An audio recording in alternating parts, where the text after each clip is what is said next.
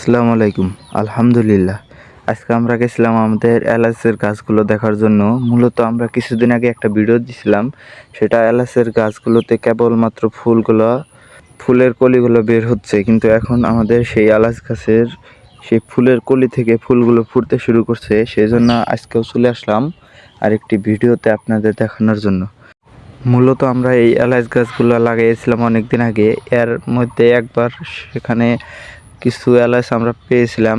অনেকগুলো এলাচ ধরছিল, কিন্তু সেগুলো ছাগলে খেয়ে ফেলছে। কিন্তু এবার আমরা চারপাশ দিয়ে ভালোভাবে বেড়া দিয়ে দিয়েছি, যাতে ছাগলগুলো ঢুকতে না পারে এবং আমাদের সেই এলাচগুলো খেতে না পারে। সেই জন্য আমরা চেষ্টা করব এখান থেকে যতগুলো এলাচ পাই সেগুলো বাড়িতে নিয়ে কিভাবে শুকাই এবং কিভাবে এলাচগুলো তৈরি করি সেটা আপনার দেখানোর জন্য চেষ্টা করব ইনশাআল্লাহ। এরই মধ্যে একটা এলাচ পায়ে পাড়া লেগে ভেঙে গেল, কিন্তু তার ভিতরে যে ঘ্রাণটা অনেক সুন্দর, সেখান থেকে একটা ঘ্রাণ পাওয়া যায়। ধন্যবাদ সবাইকে।